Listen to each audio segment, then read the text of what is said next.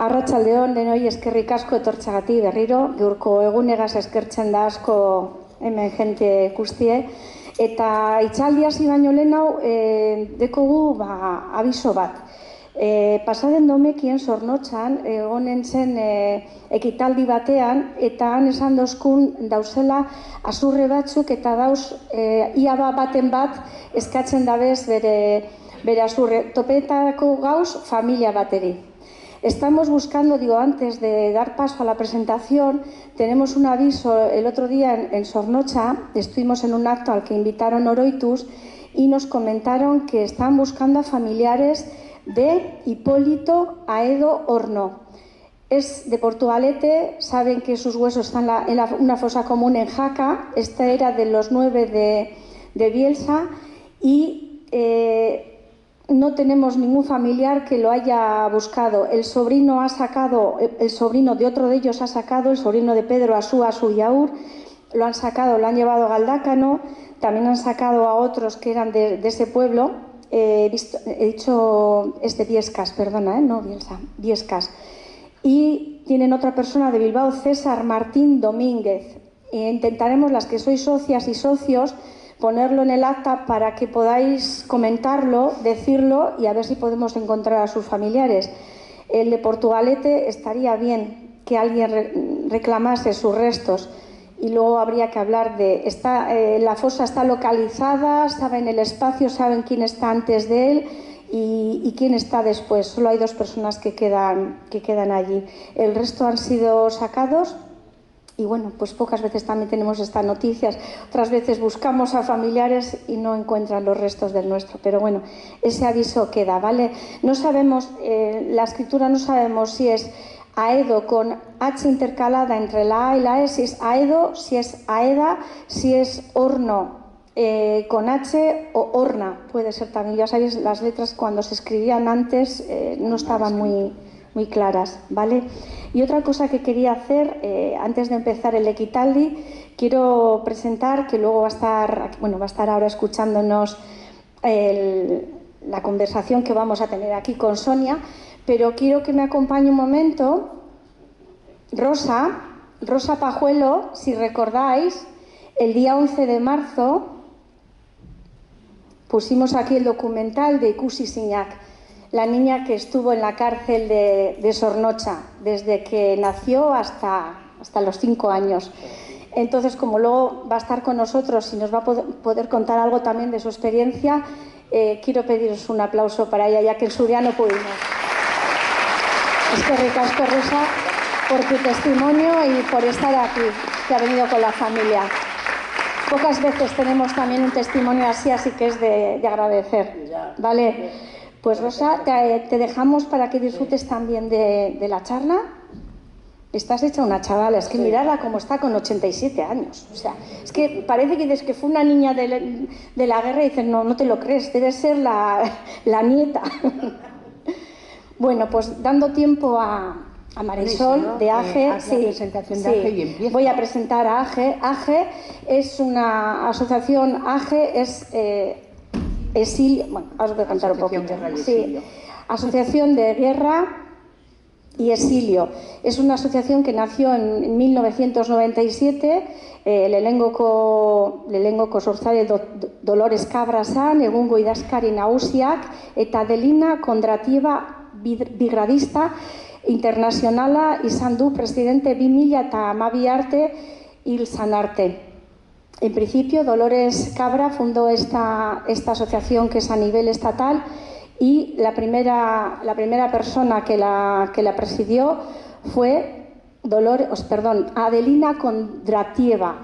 Esta mujer fue una brigadista internacional que fue hasta su fallecimiento en 2012 la presidenta de la asociación y actualmente la preside Esperanza Martínez, la única guerrillera que queda con vida. Tiene 98 años y estuvo 15 años en diferentes cárceles del Estado español por la represión franquista.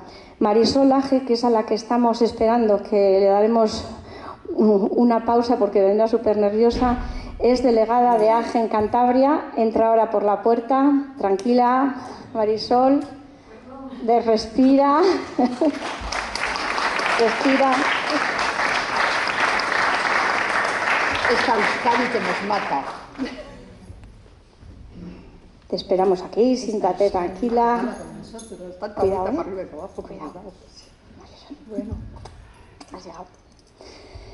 Bueno, pues Marisol Aje ahora mismo es la persona que desde que falleció su marido Jesús de Cos, guerrillero de la Brigada Machado en los Picos de Europa e impulsor de muchos monumentos en Cantabria en honor a compañeros que sufrieron y fueron asesinados por las represiones franquistas, y también a los deportados del exterminio nazi. Hace poco ha llegado de Mauthausen, del aniversario de la liberación, y bueno, pues ahora mismo es delegada de AGE en Cantabria, y sin más os dejo con ella. Marisol, aurrera, vendrá y sí.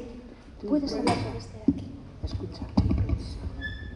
Bueno, ante todo pediros disculpas por este retraso, porque ha sido una serie de incidencias y al final no he podido acceder al parking donde tengo las hojas de lo que iba a hablar, pero bueno, es lo mismo, lo digo sobre la marcha de memoria. Bueno, yo he traído algunas fotos que recuerdan... ¿Necesitas ponerte ahí? Sí, igual sí, mejor.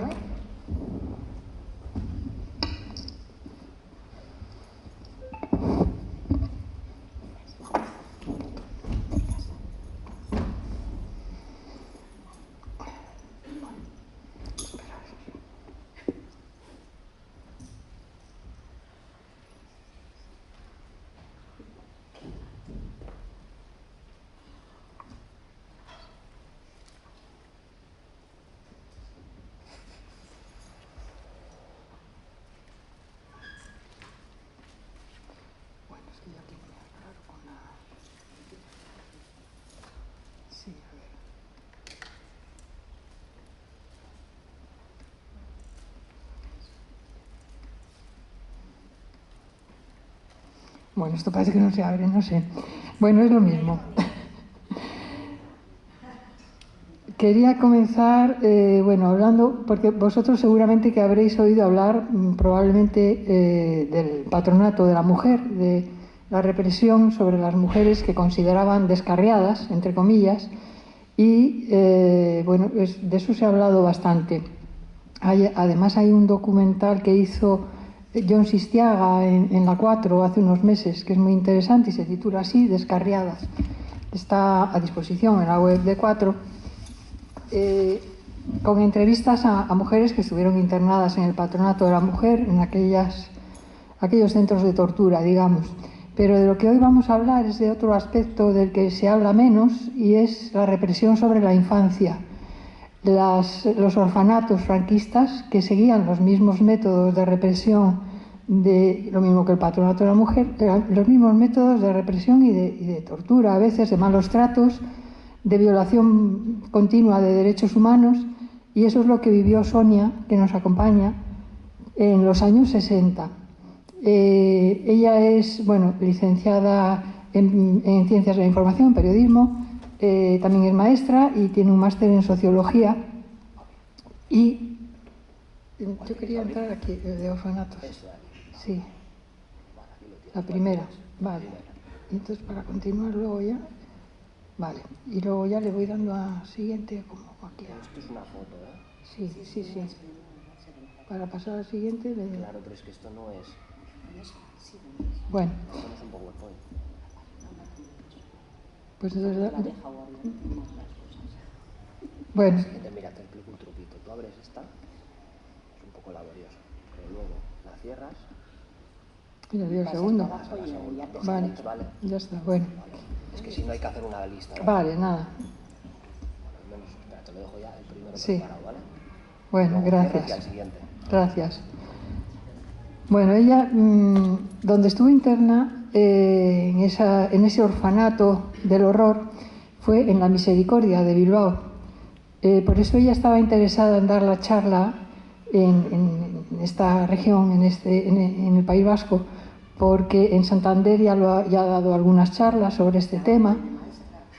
Y bueno, pues quería eso, dar a conocer esta historia tan desconocida, digamos, de represión. ¿Sabéis? Bueno, por eso yo había puesto aquí la foto de Antonio Vallejo Nájera, el psiquiatra que era coronel, era militar y condecoradísimo por el régimen de Franco, que tenía la teoría, era un filonazi, y tenía la teoría de que había que extirpar el gen rojo de las mujeres, a las que consideraba débiles mentales. El marxismo era una enfermedad, según él, y entonces se dedicaba a estudiar entre las presas políticas, en las cárceles y con los niños también, en fin. Hay un documental muy interesante también, Los niños perdidos del franquismo, que hizo al principio de los años 2000, creo que fue 2001, Montse Armengou para la TV3 catalana. Lo hizo con Ricard Bellis, un periodista. Ellos dos hicieron 2 capítulos que se titulan así, Los niños perdidos del franquismo, en los que ella refleja estas prácticas nazis completamente, que se aplicaban en España en la época, en la posguerra, pero durante décadas, no solamente en la posguerra, porque, como digo, Sonia estuvo en los años 60. Y esas prácticas, pues eso, se dedicaban a intentar demostrar que había una debilidad mental, una enfermedad que había que extirpar, según este coronel. Vallejo Nájera es un apellido muy conocido dentro de la psiquiatría, porque luego ha tenido herederos que han continuado la saga. Y bueno, después Sonia os va a contar luego toda su experiencia, porque no hay nada mejor que contarlo desde su propio punto de vista, lo que ella ha vivido. Yo os quería contar yo conocí hace ya años a un hombre que vivió en uno de estos orfanatos, también un socio de nuestra asociación de AGE. Cuando él tenía ya 60 y tantos años, pero decía que no había podido olvidar las humillaciones, las vejaciones que sufrió en esos orfanatos en los que estuvo interno, porque eso no se olvida, eso queda una huella de por vida, quedan marcas indelebles, quedan secuelas de las que uno no se cura nunca. Él decía que transitaba por la vida como un zombi, porque él era un hombre, no había recibido ningún tipo de cariño, ni una palabra de consuelo, de cariño. No, era un hombre, él decía eso, que él transitaba por la vida, pero no podía olvidar todos esos traumas de pequeño. Y bueno, este hombre, Vallejo Nájera, también hizo experimentos con los brigadistas internacionales que estaban presos en la provincia de Burgos, en San Pedro de Cardeña. Y bueno, pues en fin, ya os podéis imaginar las mismas prácticas que se hacían en Mauthausen o en otros sitios. Y bueno, yo quiero dar ya la palabra a Sonia, que nos cuente su propia experiencia, que será más interesante. Bueno, pues oye, primero gracias. Toma. Ah, vale. Yo es que grito muy alto, pero bueno, eso es fruto de... Lo primero, gracias por haber venido, y a vuestra asociación por permitirnos dar esta charla. Pero yo le quiero dar especialmente las gracias a Marisol. Tengo que controlar un poco la emoción, me cuesta todavía un poco hablar de esto. Y le quiero dar las gracias a Marisol porque, bueno, yo trabajo como maestra en Cantabria, aunque soy de Bilbao y estoy empadronada en Bilbao y todo eso, pero trabajo como maestra en Cantabria. Y como enseñante, yo creo, ya que estamos hablando de memoria, pienso que el tema de la memoria se debería de dar en los institutos y en las escuelas. Entonces, lógicamente, yo allá donde he ido, pues he intentado enterarme de cómo es el sitio donde estoy, en Aragón en su día, y volví a Bilbao y tal, pero bueno, y ahora en Cantabria. Y es así como conocí a Marisol con el tema de la memoria. Y entonces le planteé lo de hablar de este tema, los grandes olvidados, de los niños y niñas de orfanatos y de auxilio social. Y tengo que decir que yo esto en Bilbao lo intenté más veces, me da rabia decirlo, pero con compañeros de carencias libertarias como las mías, Y bueno, no es que no tuve mucho apoyo, la verdad, pero también es porque yo creo que fue porque yo hablaba desde el victimismo, y cuando se habla mucho desde el victimismo, con el victimismo no se busca justicia, lo único que buscas es compasión y que se ahonde aún más en ese estigma que nos acompaña de por vida a todos los niños y niñas que hemos estado en centros como la Misericordia o semejantes. Bueno, dicho esto, lo tengo un poco escrito porque son muchas las cosas a contar. Soy una persona que hablo bastante y entonces no me quiero perder y voy a ir leyendo y comentando, ¿vale? Bueno, quizás alguna de las personas aquí presentes hayáis reconocido la foto del cartel. Es, como hemos dicho antes, la Santísima y Realísima Casa de la Misericordia de Bilbao. Conocido orfanato y asilo, reconvertido hoy en día en residencia, y que ahí está impune a la violación de derechos humanos que sufrimos los niños y niñas ahí internados antes y durante el franquismo.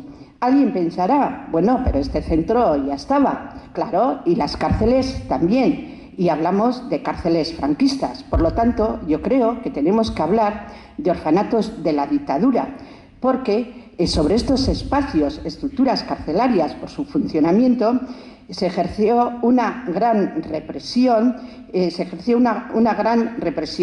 Estuve interna en la Meca. Nosotros le llamábamos la Meca a la Misericordia, entonces me vais a oír mucho. Ay, me siento un poco incómoda. Si hablo así, ¿me oís? ¿Atrás me oyes? ¿Me oís?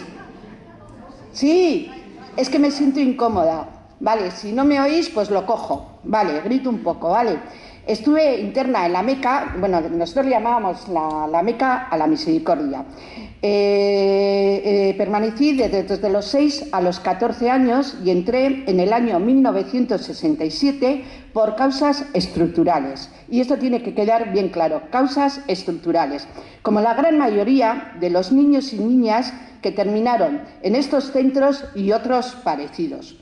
Durante mi estancia viví dos etapas, una muy cerrada, muy de cárcel, aislados del exterior tanto familiar como social, y sometidos a un régimen de violación sistemática de los derechos humanos, donde los malos tratos físicos y psicológicos formaban parte de nuestra vida.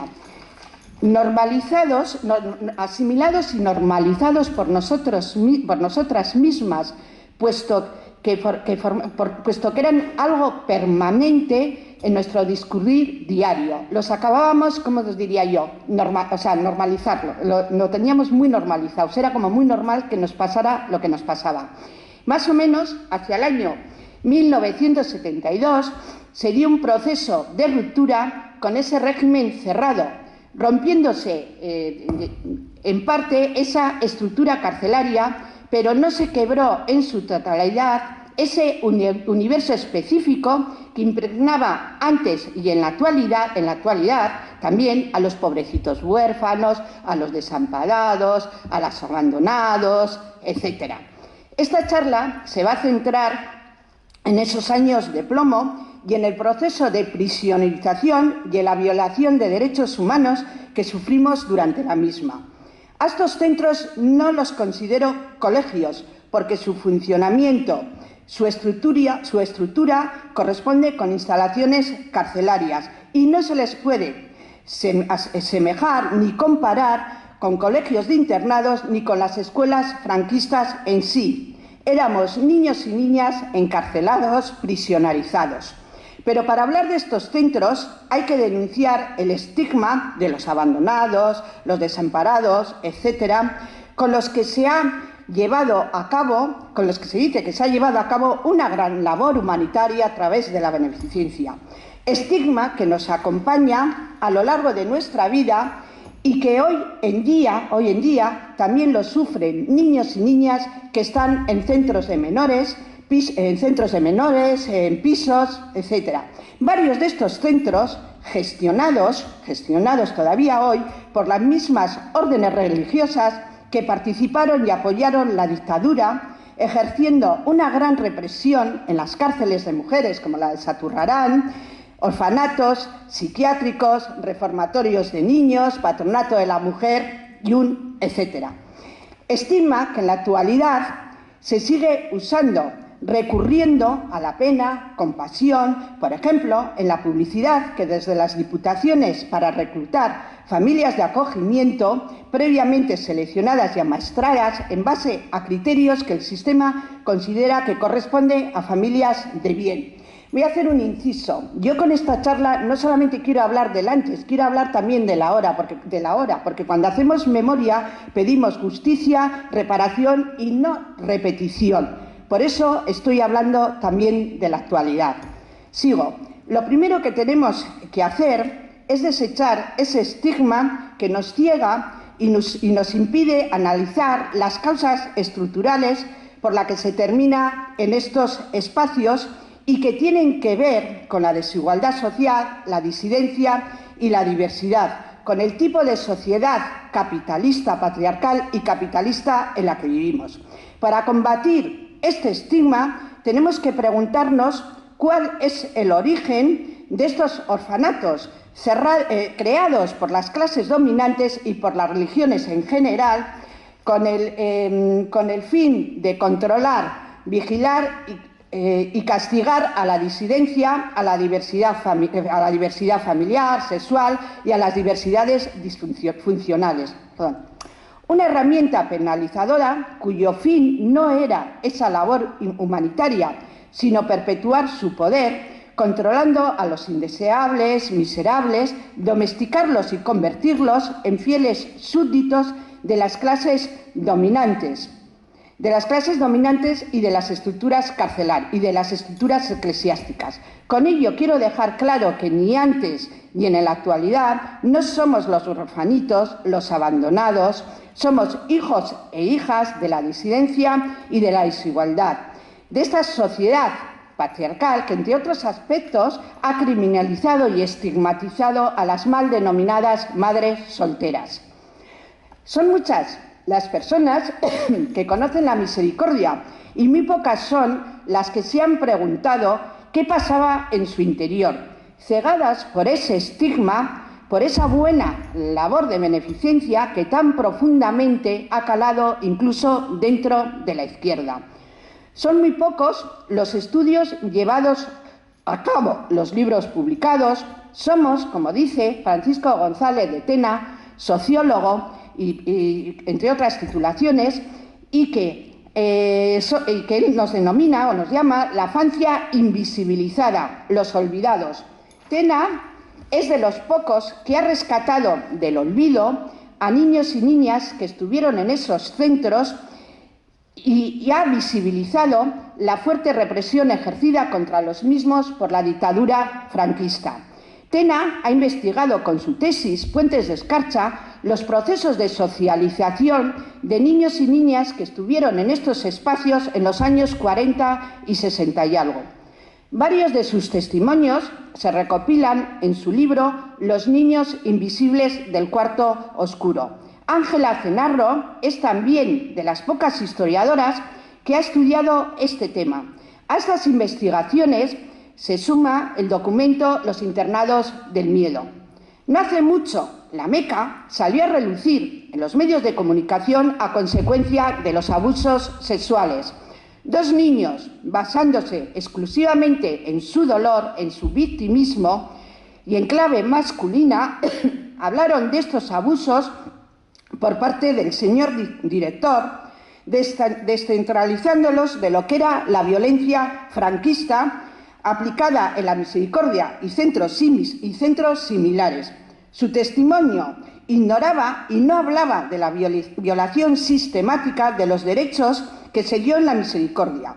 Esos abusos eran una más de las aberraciones cometidas contra nosotros y nosotras prisionerizados.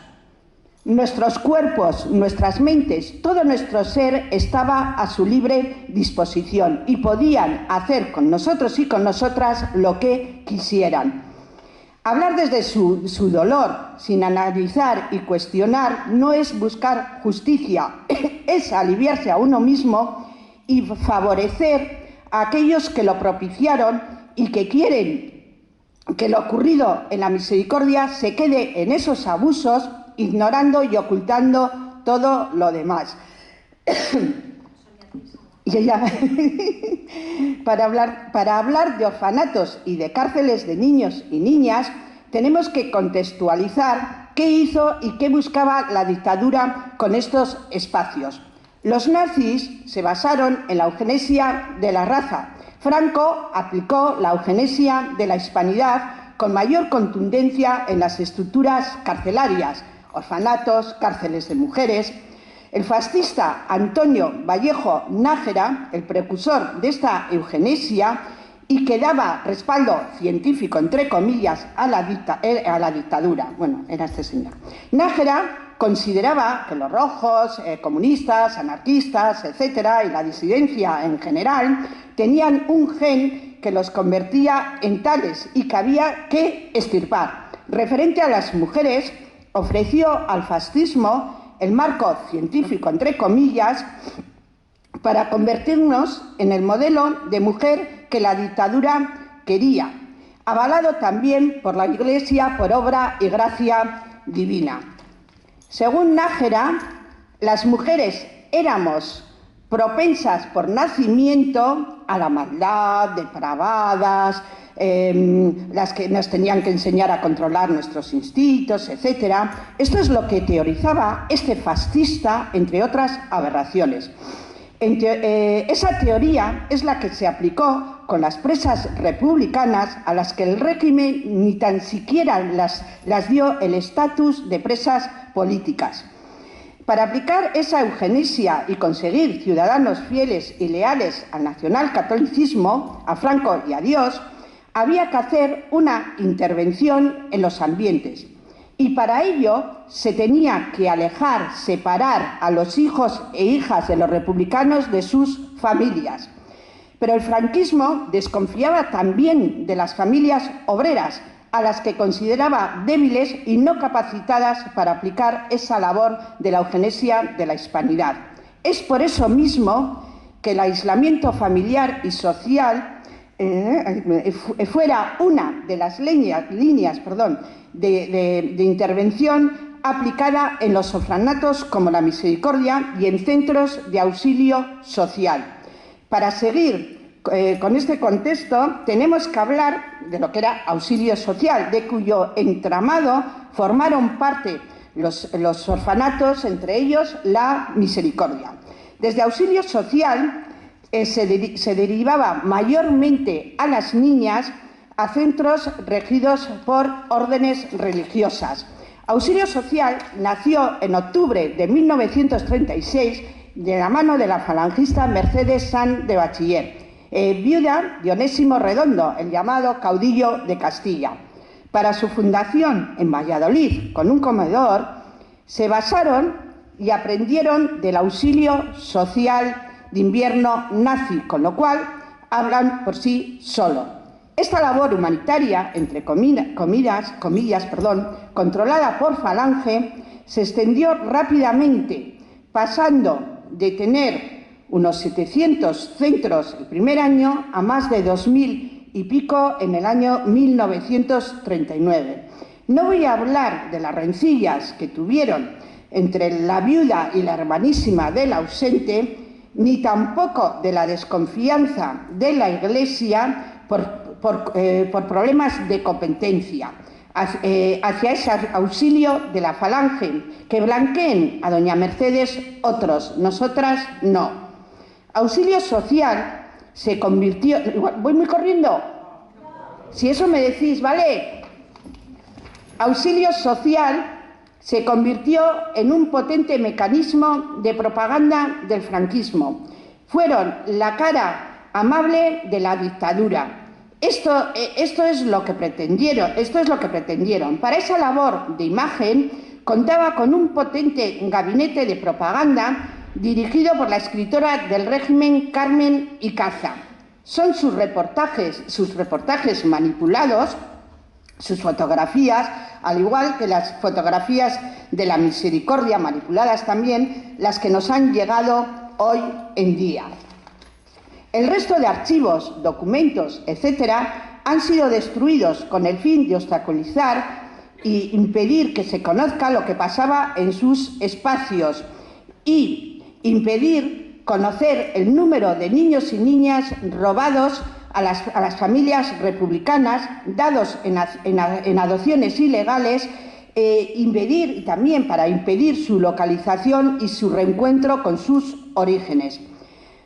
Varios fueron los mecanismos que usó la Falange para internar mayormente a descendientes de familias republicanas en sus propios centros, con guardadoras de la sección femenina y en los dependientes de la Iglesia.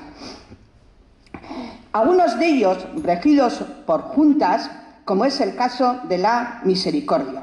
Hay quien piensa que ese internamiento se dio solo los primeros años de la dictadura. Si leemos el libro, voy a beber un poco agua, perdón, entre que tengo el moquillo.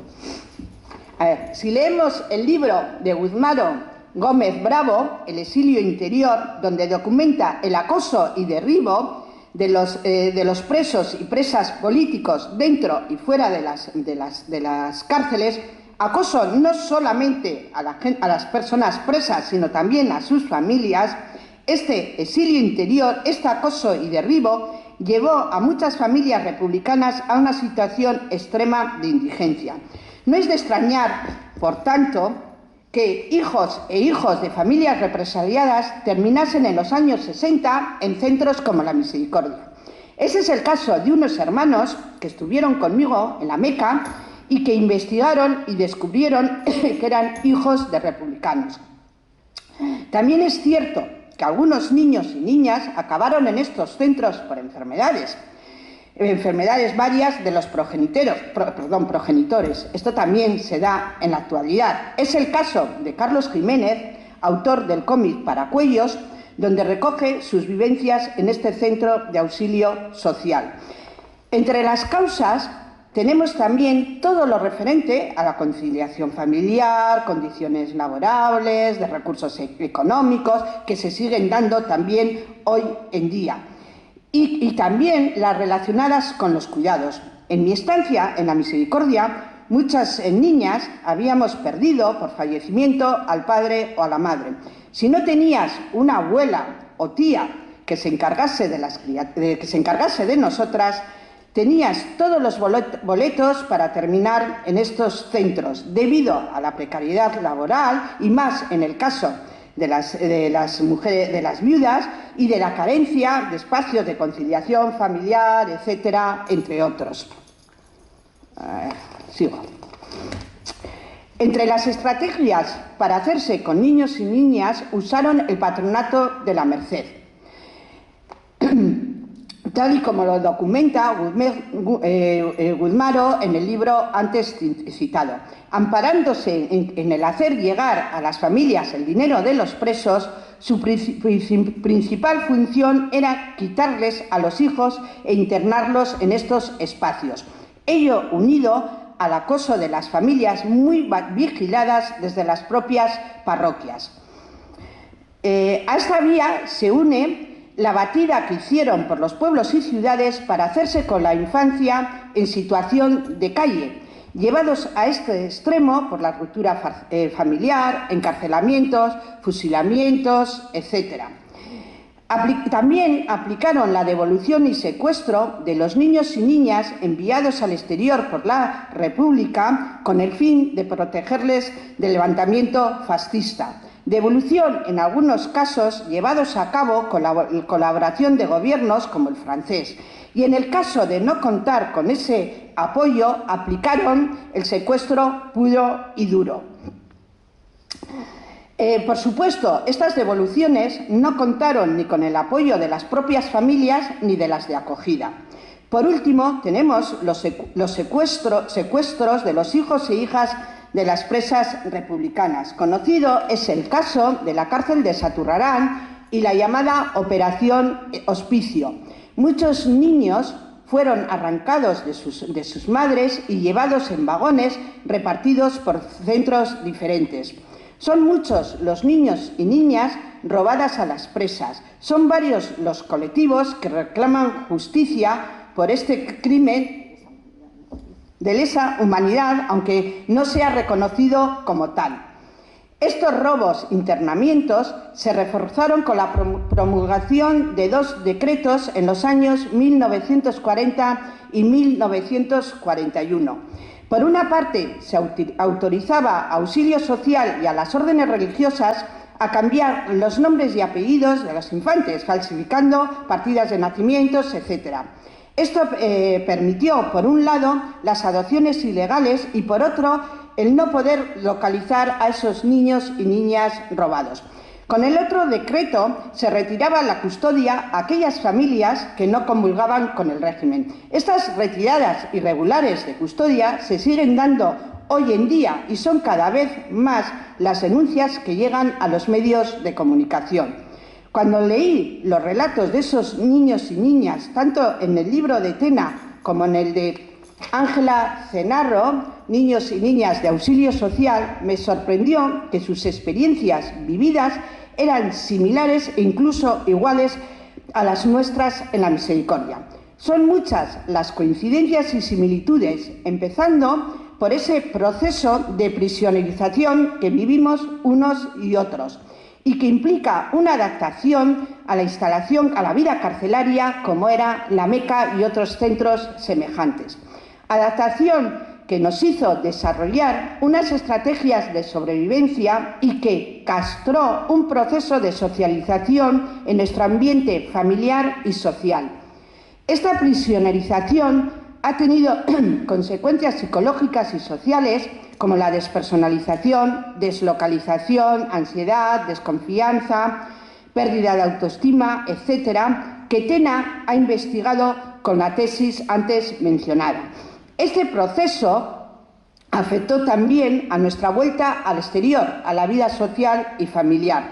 Fuera de esa verja, cada niño y niña habrá hecho frente a esas dificultades en función de su personalidad, creencias, identidad política, etcétera, y, por supuesto, dependiendo también de los apoyos con los que se hayan encontrado. ¿Me seguís, no? Sí, vale, sigo. Pero todas y todas hemos vivido esa prisionerización, unos más, otros menos, en función de los años que hayamos estado en estos lugares, y que ha tenido consecuencia en nuestro desarrollo cognitivo, personal y social. Esta prisionerización se iniciaba en la Meca y en la Misericordia y otros orfanatos con la imposición del uniforme carcelario. Lo llamo así porque las características del mismo eran tal cual, uniforme de cárcel, y la designación de un número, en mi caso el 12. Uniforme acompañado del correspondiente corte de pelo y que siguió en los años 70 y que perseguía la despersonalización, mutilación del yo, para así facilitar aún más la aplicación de esa eugenesia de la hispanidad.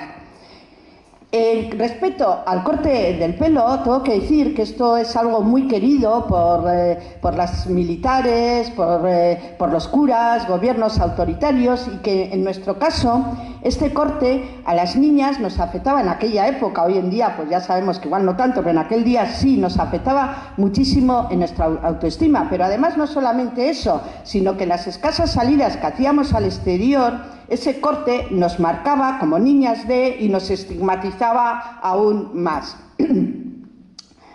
A ver, perdón, Mutilación del yo repito para no perderme, para así facilitar aún más la aplicación de esa eugenesia a la hispanidad.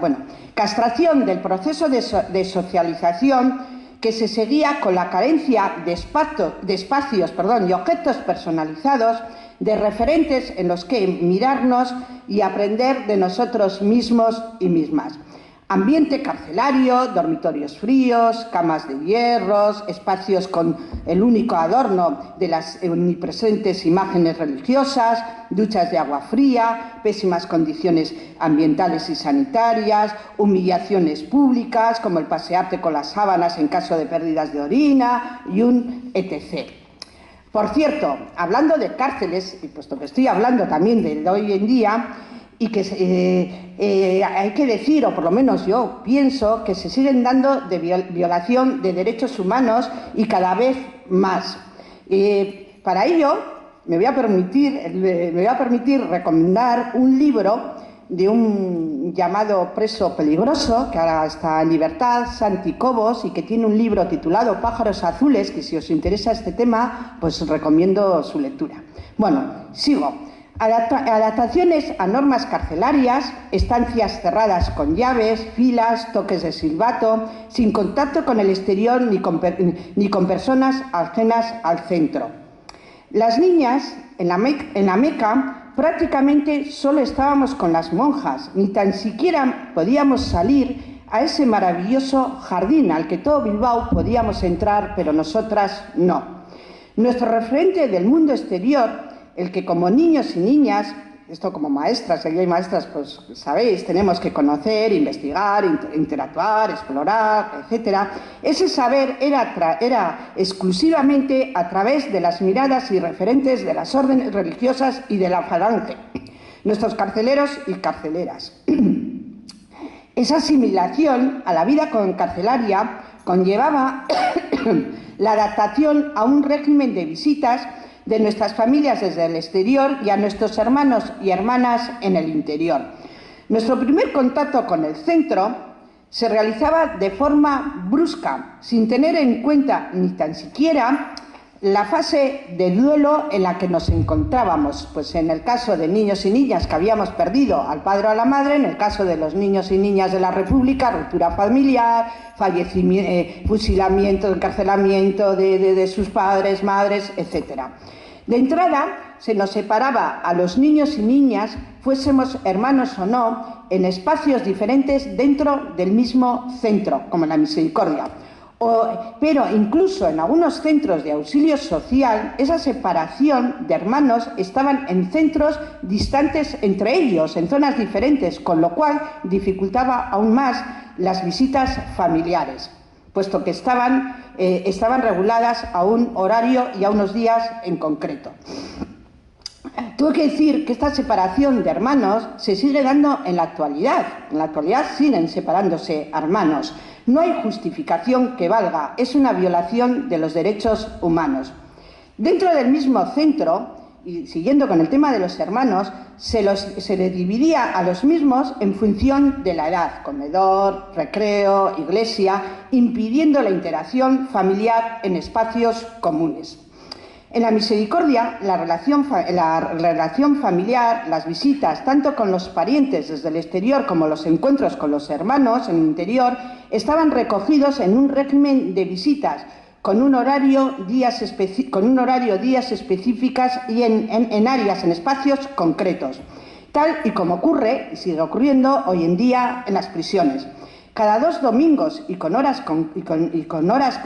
horario concreto, teníamos la visita familiar, no permitiendo el encuentro conjunto de los padres con los hermanos y hermanas, y teniendo que desplazarse, teniendo que repartir el horario, el tiempo de visita entre uno u otro y teniendo que desplazarse de un patio a otro. En algunos centros de auxilio social, al mandar a niños a centros aislados entre sí, ello pues imposibilitaba, lo he dicho antes, aún más ese encuentro. A ello se añade incluso que algunos centros, como el de Paracuellos, estaban lejos de los centros urbanos y en la época de la preguerra, sobre todo las familias republicanas que se quedaron en una situación de miseria tal, no disponían ni tan siquiera ni de medios ni de dinero para poderse pagar un transporte para poder ir a esos centros, como era el de Paracuellos, que se encontraba súper alejado. En la Misericordia, los hermanos nos veíamos cada 2 lunes, media hora en la portería, todos juntos, de pie y sin movernos y, por supuesto, bajo vigilancia. A estos regímenes de visitas hay que sumar el castigo sin las mismas. Como ese, os voy a contar un caso de 2 hermanos del tema de la República. Su padre le fusilaron, entonces a la madre cuando iba a hacer la visita le decían que estaban castigados y a los hermanos les decían que la madre no había ido a visitarlos. ¿Qué es lo que buscaban? Pues esto de la eugenesia, la hispanidad, que esos hermanos se apartasen de su madre, que odiasen a la madre, y se enteraron a la salida de lo que realmente pasaban. En este caso no consiguieron alejar a esos chicos de su madre, pero en otros casos sí que lo consiguieron. Esta ruptura con la familia, esta descontaminación y alejamiento del entorno social y familiar, esa deslocalización se aplicaba también con los escasos permisos carcelarios de salida al exterior y una vez separados unos de otros. Por ejemplo, en la Misericordia, los niños y niñas salían en julio, las niñas y niñas en agosto. En las Navidades, los niños salían en diciembre y las niñas en enero. La salida carcelaria del verano tenía una duración tope de 20 días máximo, número que se acortaba en función del comportamiento. Con respecto al tema de las salidas de Navidad, el tope era 6 días y el número de días lo mismo, se acortaba en función del comportamiento. Castigo para los propios niños y castigos también para las familias. Los falangistas, curas y monjas que tanto hablan y hablan de la importancia de la familia y que nos acusan a las maestras que manipulamos a los niños porque hablamos de la diversidad familiar y bla, bla, bla, bla, bla, y ellos siguen con su modelo único como el Papa actual, ¿no? Lo primero que ha dicho, que la familia es hombre y mujer, ellos mismos no permitían ni tan siquiera la interacción familiar en su Santa Navidad. La Sagrada Nochebuena y la Nochevieja se pasaban en la misericordia, separados y, por supuesto, separados de nuestros hermanos y hermanas. La crueldad y sadismo se reflejaba en el Día de Reyes. Los regalos se nos mostraban en una sala y de una en una, y según el comportamiento, entrabas y elegías uno de ellos, dejando los menos atractivos para las últimas. Una forma de crear división entre nosotras, de quebrar nuestras relaciones, de buscar enfrentamientos y de fomentar la insolidaridad y la envidia. Muy a su pesar y a pesar de la situación de adversidad, nosotras conseguimos mantener, y para el disgusto de ellas, unas buenas relaciones. Nos queríamos, nos protegíamos, Al menos ese es mi recuerdo, lo cual es un triunfo para nosotras y un fracaso para ellos. Hicimos una resistencia al franquismo con las relaciones que teníamos entre nosotras y nosotras. Ángela Cenarro y Guzmaro, en sus investigaciones, hablan precisamente de eso, de las resistencias, de que a pesar de todo hubo resistencias, como las que hicieron las presas políticas en las cárceles, hubo resistencia de familiares que renunciaron, mujeres sobre todo, a ese dinero que les daban desde el patronato para evitar que les quitasen a sus hijos y se escaparon. Es verdad que no todo el mundo lo podía hacer, que era muy difícil, y hubo resistencia y hubo la resistencia propia de nosotros, de los niños y niñas que estuvimos en esos espacios, y que seguramente muchos de los que hemos estado ahí recordamos aquellas escapadas, aquellas salidas, salidas dentro del espacio, ese romper norma con mucho cuidado, claro está, de que no nos pillaran, ese romper que en realidad eran unas formas de resistir. Y también esas resistencias, he dicho que las hicieron padres. En mi caso concreto, en la Misericordia, mi padre fue uno de los que resistió y que rompía cada vez que él quería la norma esa de que solamente me podía visitar en un determinado día. Su acción directa llegaba hasta tal nivel que yo un día lo pienso y digo, madre mía, cómo lo hacía, que subía con el coche de la autoescuela, porque era profesor de autoescuela, y se plantaba a la hora que fuese en mitad del colegio y nadie le impedía ir donde mí y darme un abrazo. Pero he visto venir una madre de París, supongo que migrante gallega, y decirle a la monja que se fuera, que no había permiso. Eso se me quedó que no era día de visita. Eso se me quedó muy grabado, pero que muy, muy grabado. Vale, sigo.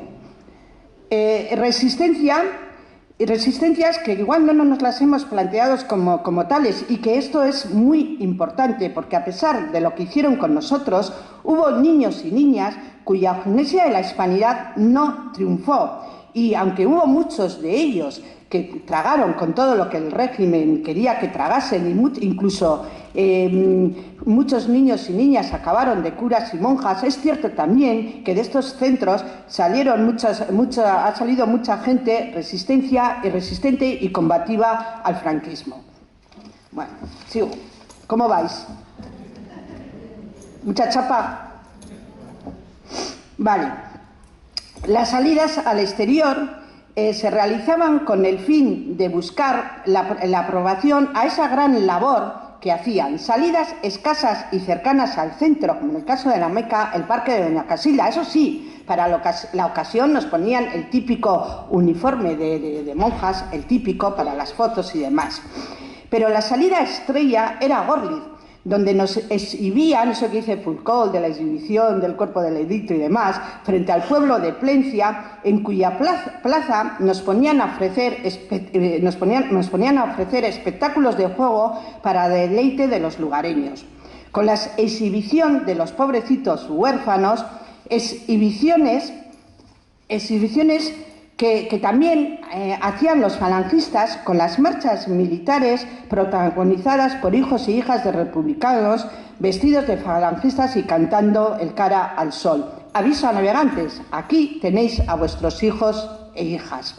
En estos centros carcelarios también se dio la explotación laboral. El mantenimiento de estos lugares corrían a cargo de los internos internas, reparaciones de todo el centro en sí, a cuenta de los aprendices, planchado, limpieza, labores de costura, incluso yo diría que incluso trabajos al exterior no remunerados por parte de las aprendizas. La Meca fue una cantera de obreros fieles y leales para la burguesía vasca y para la burguesía española, y yo diría que también para la vasca. Sigo. La Meca era conocida fuera como una fábrica de hacer chachas. En los primeros años, en el auxilio social, esa explotación laboral la facilitaron a través de adopciones, cuyo fin era tener empleados gratis. Este tipo de trabajo encubierto a través de la adopción lo denuncian en varios niños que estuvieron en estos espacios en varios testimonios.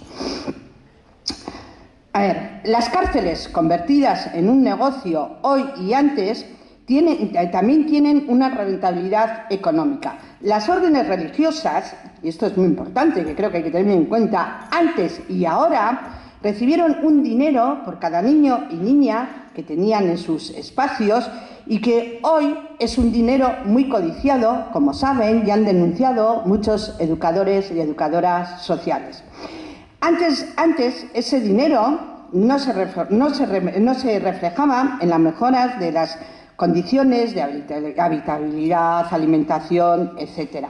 Son varios los testimonios de niños, sobre todo en la época de la posguerra, que si bien es cierto que el hambre afectó en general, pero que es que estos niños se encontraban en lugares donde habían unas huertas bien hermosas y cuyos productos no llegaban a su mesa. No solamente es que pasaran hambre, sino que incluso sed. A ello se suma, pues bueno, la mala alimentación que en nuestro caso se daba y afectó a nuestro desarrollo integral. Negocios y dinero, negocios y capital conseguido a cuenta de la beneficencia. En el caso de la misericordia, la conocida rifa del cerdo, donaciones de particulares, el cine, la funeraria, la plaza de toros, la banda de música y un etcétera, que esa junta fascistas de rectoras conocía y sabía muy bien. Respecto a los trabajos, en algunos testimonios, antes lo hemos estado hablando, se cita al Corte Inglés. Esta empresa se proveía de trabajadoras o trabajadores ofreciendo un dinero a cambio a las congregaciones religiosas.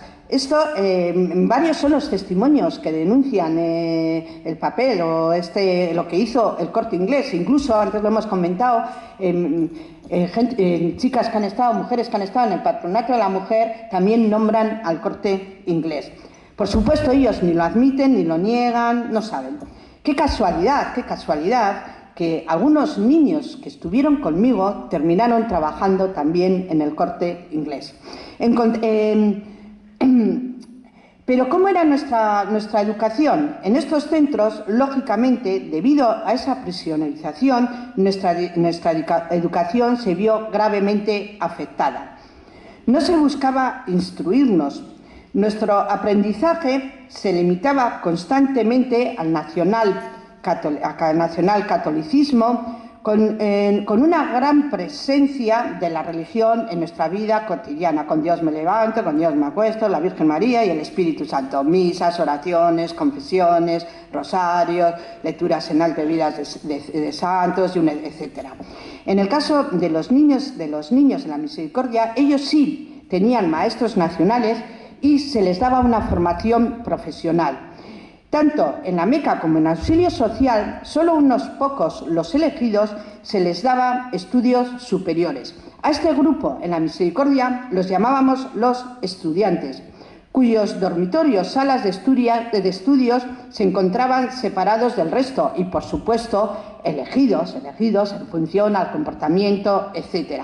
Su gran hándicap es que sus cuartos colindaban con los aposentos del señor director, denunciado por los abusos sexuales. Bueno, las niñas, por contra, teníamos a las monjas como maestras con preparación o sin ella. No importaba, su cometido principal era seguir con esa fábrica de chachas y con adolescentes que suplantaran a trabajadoras asalariadas en las labores de limpieza, etcétera, del centro y, claro, en convertirnos en buenas amas de casa. No se nos preparaba para ningún oficio. La vida profesional estaba vetada para las niñas. Situaciones similares se daba en Auxilio Social. En la época abierta no se les ocurrió otra idea que sin ningún tipo de adaptación, sacarnos a las niñas a estudiar a un colegio de monjas en Santuchu. No olvido el rechazo, marginación, etcétera, que sufrimos en ese colegio, marcadas con nuestro estigma de niñas con el corte de pelo, con carencia de habilidades sociales para adaptarnos a ese centro. La estancia en el mismo, en mi caso para hacer 7º y 8º de EGB, fue un infierno, una gran humillación. Poco les importaba. Lógicamente, nuestro nivel de enseñanza era pésimo. A pesar de ello, no contamos ni con refuerzos, ni tan siquiera teníamos una sala de estudio adecuada, ni podíamos estar más tiempo del estipulado para poder estudiar. Se limitaba a un horario y punto. En mi caso, aprendí a estudiar clandestinamente. Metía los libros debajo de mi vestido y convertí el baño de los dormitorios en mi sala de estudio, siempre alerta por si las monjas me descubrían. Las monjas, como la psicóloga del colegio de Santuchu, siguiendo a Nájera y su teoría de que la clase obrera no puede ir a la universidad y que la clase obrera ha nacido para eso, para ser clase obrera y muchísimo menos las mujeres, intentaron por todos los medios evitar que fuera al instituto. Me rebelé, fui y muy a su pesar. Y sin su ayuda, y por supuesto, porque por una parte salí con 14 años y por otra, gracias a tener a un padre antifranquista, comunista, que me alentó y animó a seguir estudiando. Los estudiantes, tanto en la Meca como en Auxilio Social, los de los estudios superiores, si tenían algún comportamiento inadecuado, se les expulsaba del centro, cortando de esta manera sus estudios, tal y como se recogen en varios testimonios. A los 18 años, como ocurre en la actualidad, con los centros de menores, de los pisos, etcétera, se nos mandaba a la calle. En nuestro caso, y aprovechando esa apertura, y ya os digo que sin ningún tipo de adaptación ni ayuda de nada, se nos expulsó, en mi caso, a los 14 años, que por un lado me vino muy bien, todo hay que decirlo. Les daba igual. César Manzanos, sociólogo y perteneciente al colectivo de apoyo a presos sociales Salaqueta, hizo un estudio en los años 90 relacionando marginación con entradas a la cárcel. En esa investigación se recogía cómo un porcentaje importante de niños institucionalizados acababan en la cárcel. Comento esto porque él hizo el estudio en los años 90. En los años 90, pues esos niños, más o menos, algunos de ellos estuvieron conmigo en la Misericordia, claro. Y en la Misericordia se decía y se comentaba de cómo muchos niños terminaban de la Misericordia a la cárcel de Basauri. Bueno, pues bien, hoy en día esto se sigue dando.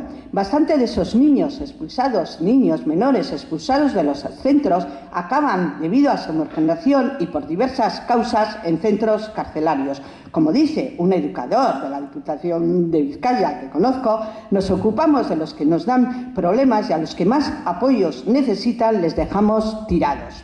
Prácticas de antes que se dan en el presente. Pero si el interior era un infierno, la salida al exterior fue un horror. Volvíamos a un entorno desconocido, careciendo de herramientas adecuadas ni de apoyos para nuestra readaptación, resocialización, deslocalizados.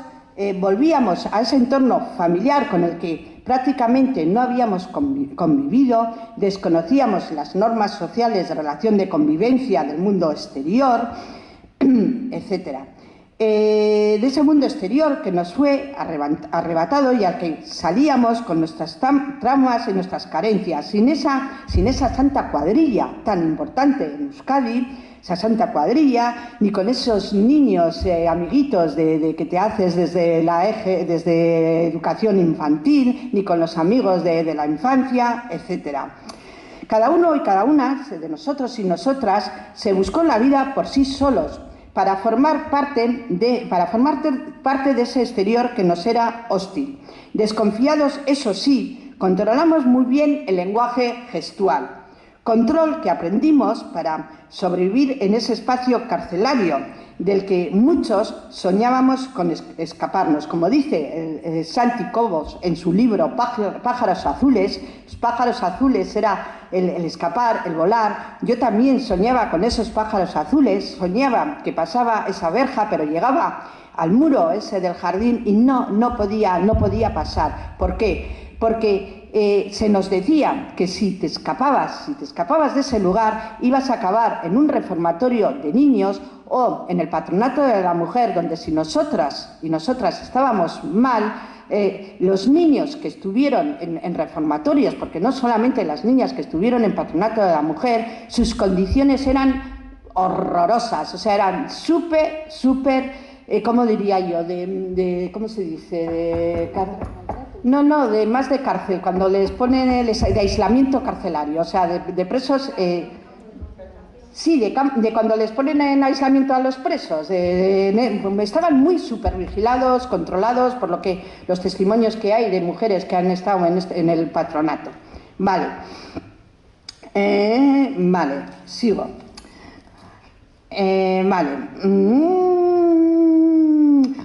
También, bueno, si estamos aquí, Marisol y yo, hablando de este tema, es porque queremos reivindicar que somos víctimas, somos unas víctimas más del franquismo y que como tales exigimos justicia, reparación y no repetición. Pero es que además hay algo que tenemos que tener bien en cuenta. Y es que, bueno, seguimos siendo los olvidados y queremos que ese olvido nos siga, pero es que además estamos viviendo en una sociedad cada vez más punitiva, penalizadora, y estamos viviendo una sociedad donde nos estamos dando cuenta cómo todos aquellos derechos que conseguimos se está dando una vuelta atrás, cómo el fascismo acampa por sus anchas, les tenemos ahí en el Parlamento, y cómo se está dando una vuelta de atrás cada vez más preocupante. Nos han implantado ya, yo como hablo de cárceles y tal, pues sigo, nos han implantado la cadena perpetua revisable y solo nos faltan que nos implanten de nuevo la pena de muerte. pues eso, justicia, reparación y no repetición. Pues muchas gracias y bueno, eso es.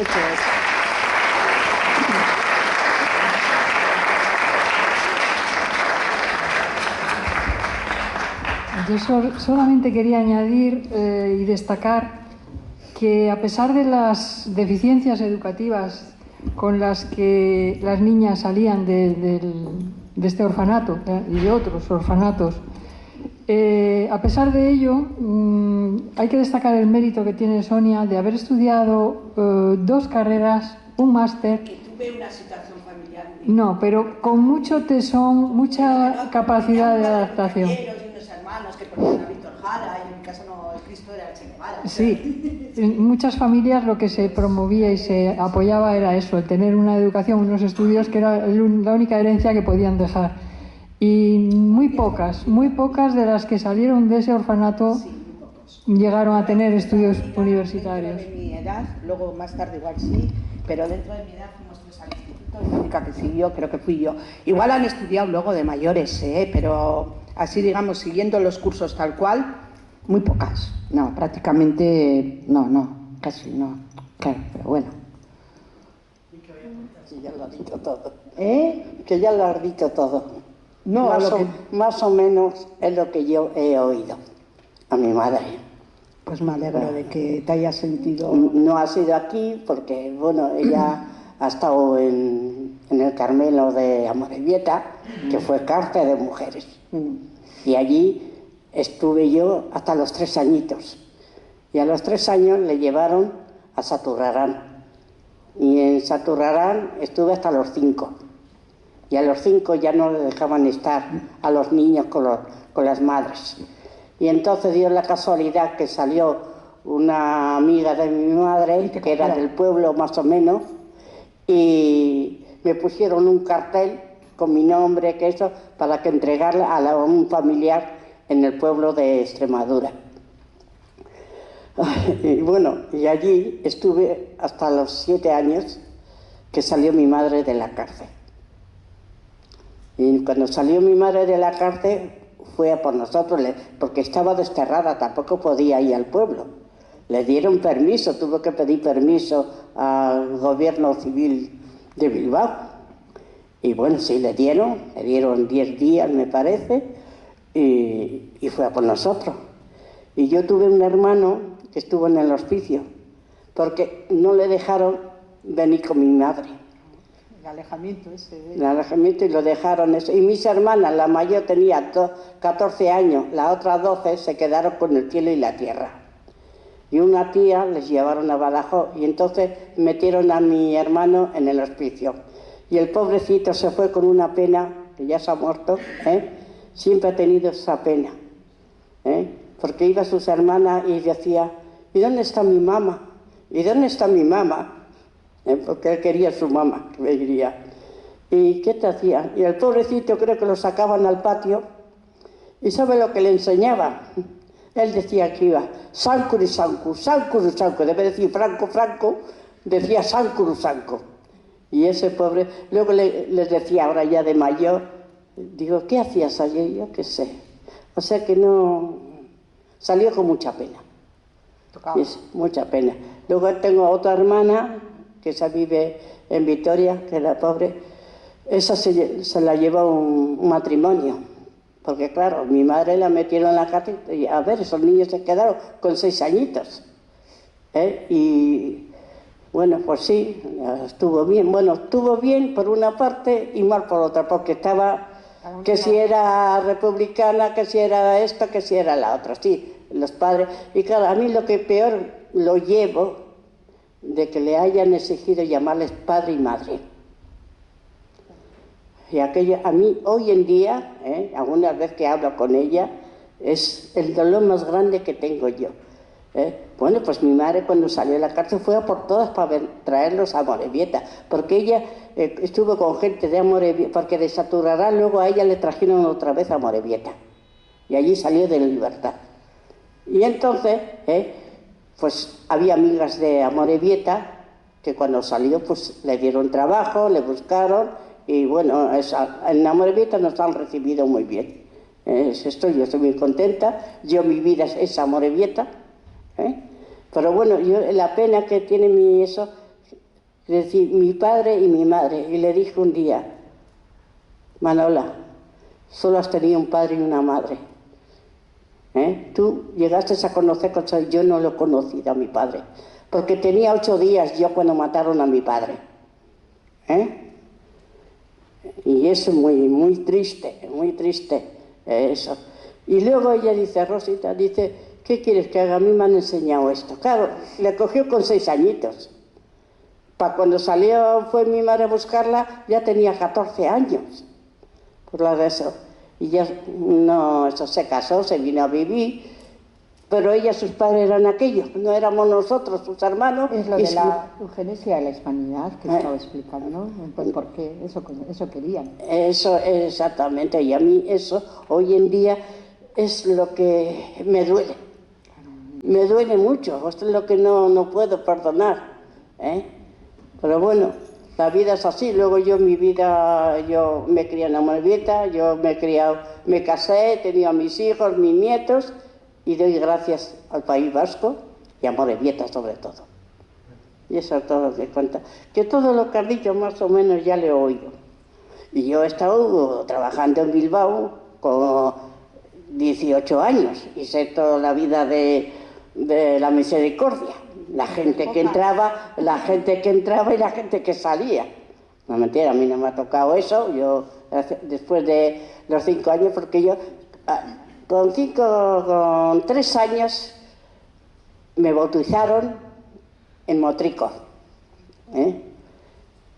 Porque no sé qué, porque mi madre no quería. Y le daban no sé qué por si le dejaban que me bautizara. Dice, bueno, pero yo con ella. No, usted no puede saber, no. Entonces mi hija no se bautiza. Porque sabía que si yo salía con las monjas, ya no volvía más a la cárcel. Pero mi madre siempre ha estado conmigo, siempre, hasta los 5 años. Luego estuve con unos tíos hasta que ya fue a por nosotros. Hasta que la pobre ya se murió. Bueno, ya me vio casada, me vio de todo y ya vivimos así. Y yo lo que quiero es que no vuelva a pasar más. Que no vuelva a pasar más. Yo le digo a mis hijos que no os tenga que tocar. Que no os tenga que tocar. Y es eso. En el documental contabas cómo a otros les quitaban los críos, las crías. Luego, no sé si han visto el documental. No, el documental no he leído libros, eso sí, sobre...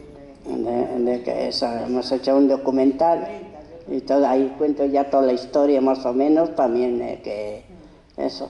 Claro, yo no puedo contar mucho porque tampoco lo he pasado, o sea que no, yo vine a Amorebieta con 7 años, estuve en la escuela, estuve 2 cursos, primero y segundo, yo no hice más. Me enseñaron a leer y a escribir y justo. ¿Qué me enseñaba? En euskera no me enseñaba porque no se podía hablar. ¿Qué nos enseñaba todos los días? Bueno, no sé si eso, cantar el carasol. Eso era todos los días. Ya muchas amigas yo de Amorebieta que de mi edad y eso. ¿Qué nos enseñaba? Nos ponían en fila y era lo que nos enseñaba. Y eso es mi vida hasta ahora, gracias a Dios. Gracias. Bueno, gracias. Muy amable. ¿Hay alguna persona?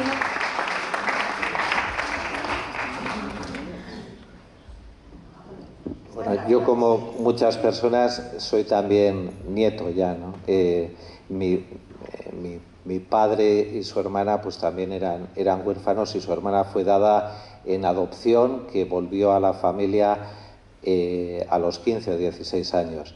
Estuvo más de 10 en una adopción en un centro cerrado, sino que era una adopción pues también a una maestra, a una amiga, digamos, de la familia. Pero yo quería, bueno, eso ya es la vida... ¿Juancho? Sí. Joder, no te lo conozco. digo que eso ya es una cuestión de la vida personal de todos y familiar, que yo creo que todos y todas las que estamos aquí podemos estar muy cerca de situaciones bueno, como esta, ¿no? Pero yo quería, bueno, quizá no todo el mundo, pero bueno, no, yo quería que, cambiando un poco el tono, el otro día Sonia y yo nos conocemos de antiguas batallas y el otro día iba yo por la calle y vi publicidad del evento este futbolístico que padecemos esta semana y había como una vidriera que decía la catedral del fútbol y dije, ¿qué tendría que decir Sonia sobre que le llamen a esa la catedral? ¿Y qué tendrá que decir Sonia sobre el tema de la exhibición y humillación de los niños de la Meca y la catedral? Me gustaría que nos lo contaras porque es bastante aclaratorio. Sí, bueno, he contado un poco lo de Gorliz. Es que claro, son muchas cosas a contar, pero es que menuda chapa que os he dado, ¿no? Entonces, bueno, pues veréis. Una de las exhibiciones que para mí era como más horrorosa, y la recuerdo como más horrible, era lo que pasaba con la rifa del cerdo. Muchas veces, claro, nosotras éramos muy pocas las veces que salíamos, entonces tú eres niño, niña, tampoco sabes muy bien lo que te está pasando, juegas, los niños ya veis en escenas con guerra y juegan, intentan divertirse porque eres niño, niña, entonces nos sacaban ahí a la calle buscando la compasión de la gente, nos exhibían para que las personas comprasen esas rifas, que luego no repercutía dentro del centro, porque a mí me gustaría saber todo el dinero que se sacó a cuenta de eso, pero luego además incluso llegaban a sacar el camión con el cerdo y los niños metidos dentro de ese camión. Con respecto a lo de la catedral y a lo que dice él, bueno, el santo de la misericordia era San Mamés. Y entonces la misericordia sí tenía, yo creo que tenía relación con el campo de fútbol. De hecho, he nombrado el tema de la banda de música de la que mi hermano formaba parte. Y esta banda pues era la que actuaba, que además era una forma de exhibición, porque encima era un trabajo no remunerado, y actuaban en la Plaza de Toros, actuaban en Semana Santa y actuaban también en el campo de fútbol. De hecho, con mi hermano, que también estudió, pero por lo mismo, por mi familia, por mi padre, mi hermano, por ejemplo, que estudió magisterio, cuando estaba es una anécdota que os cuento con esto, cuando estaba en magisterio, él es mucho más tímido que yo, más calladito, yo soy más lanzada, como era el último de la clase, no se relacionaba, y entonces le pilló la época de toda la rojería, por decirlo de alguna forma, y la gente decía, pues ¿qué le pasa a este chaval? ¿Qué le pasa a este chaval? Y justo le vieron, él trataba de ocultar que estaba en la misericordia, y le vieron tocando en el campo de fútbol, se enteraron que estaba ahí y lo que pasaba porque le vieron ahí, en esa exhibición, ¿no? Y entonces ya se acercaron a él y tal.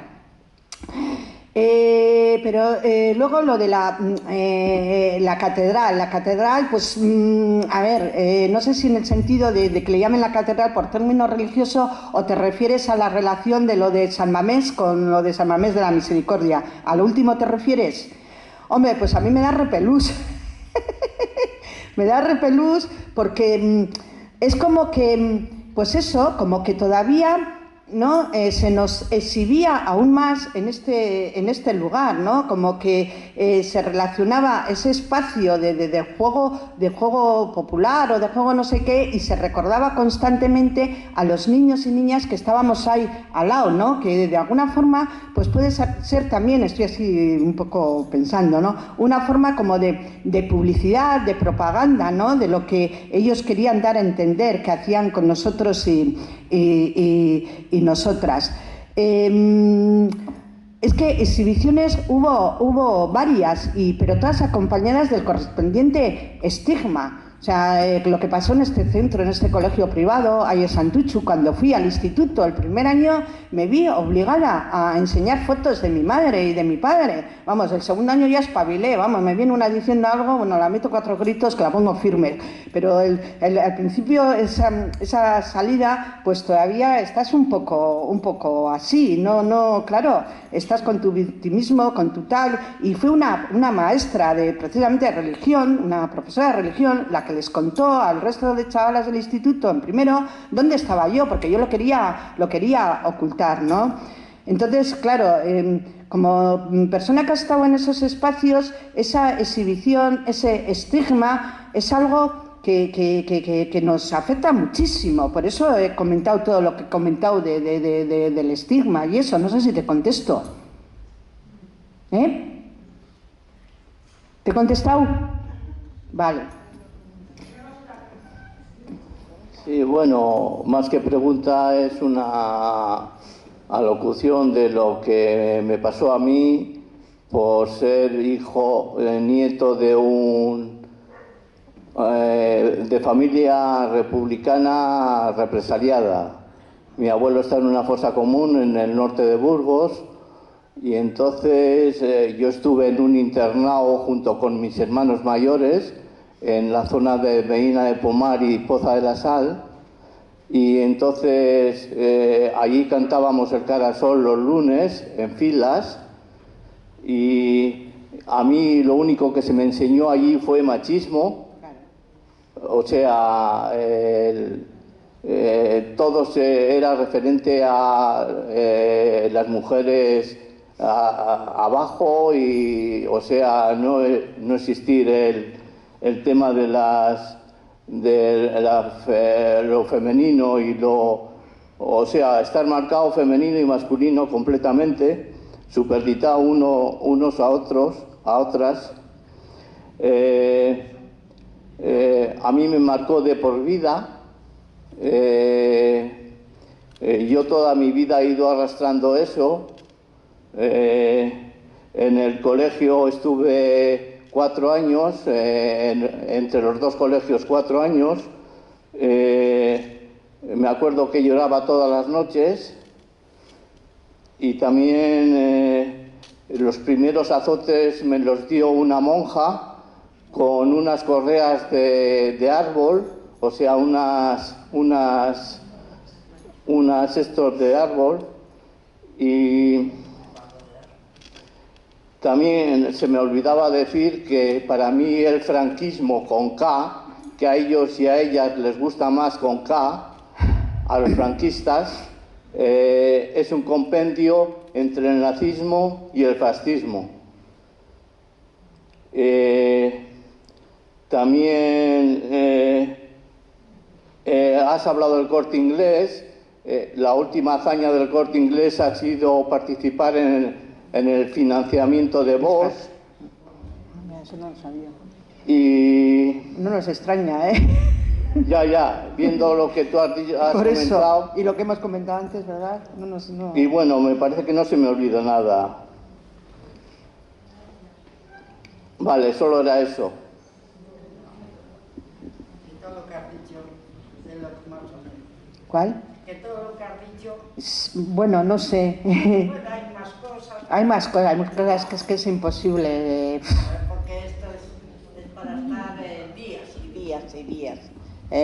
Pero no, ya hay que dejar también un poquito y no vamos a empezar porque bastante nos viene ahora. Bastante nos va a venir.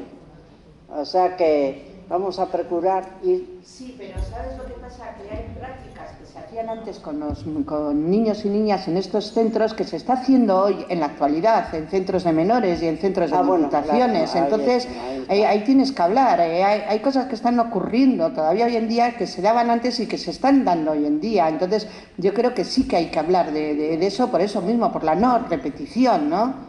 O sea, pero lo mismo que decimos de otras cosas, de no repetición. Tenemos aquí a Cristina que escribió un libro sobre tema de niños y niñas robadas, hemos tenido aquí charla también y es algo que todavía se está peleando. No sé, Cristina, si quieres decir algo, ya que estás aquí te vamos a aprovechar. Bueno, hola, muchísimas gracias por todo lo que has compartido, que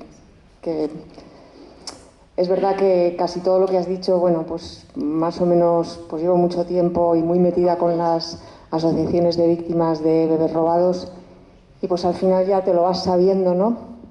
Pero me estaba acordando, yo vivía en Madrid, yo soy madrileña y vivía muy cerca de Peñagrande, del centro del Patronato de Protección de la Mujer, que se conocía como la maternidad de Peñagrande. Yo voy a cumplir 60 años el año que viene, tengo 59 años, y me acuerdo perfectamente de que entre las vecinas se hablaba de que en ese centro entraban las chicas pues que daban problemas. Y hubo un hecho en la comunidad de vecinos donde yo vivía que se me quedó muy grabado, y es una amiga de mi hermana es 4 años más joven que yo, siendo muy, muy jovencita, se quedó embarazada y bueno, ese embarazo se ocultó y 9 meses después apareció la madre, la vecina, la madre de la niña embarazada, con un cochecito de bebé y bueno, eso no se habló en la comunidad, pero ese bebé fue presentado como su hijo, porque estamos hablando pues ya muy entrados los años 80, pero el estigma continuaba y de hecho es algo que no se ha superado. Y eso es algo que se me quedó grabadísimo. Y sí, efectivamente tengo lo que has comentado, ¿no? El libro sobre bebés robados.